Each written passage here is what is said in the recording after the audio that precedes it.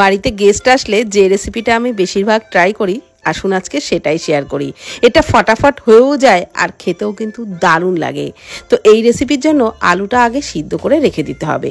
সিদ্ধ আলুর মধ্যে পরিমাণ মতো লবণ, একটু চিলি ফ্লেক্স দিয়ে দিলাম, একটু চাট মশলা, ধনে গুঁড়ো আর গরম মশলার গুঁড়ো, আর দিয়ে দিচ্ছি এক টুকরো ধনে পাতা নিয়েছি, আর এখানে বিলতি ধনে পাতাই আমি কুচিয়ে নিয়েছিলাম, সেটা দিয়ে দিলাম।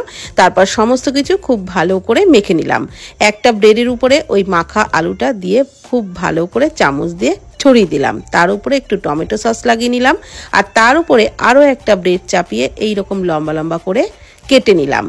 একটা ব্রেডকে 4টে ভাগে কেটে নিলাম। এইবার একটা বেসনের গোলা বানিয়ে নেব। তার জন্য একটা পাত্রের মধ্যে হাফ কাপ বেসন, 2 টেবিল চামচ সুজি, পরিমাণ মতো লবণ, একটু চিলি ফ্লেক্স, একটু দিয়ে দিলাম জোয়ান আর চাট মশলা, গরম মশলার গুঁড়ো, সামান্য একটু হলুদ গুঁড়ো, অল্প ধনে পাতা কুচি আর অল্প অল্প জল দিয়ে একটা মিডিয়াম ঘনত্বের ব্যাটার তৈরি করে নিলাম।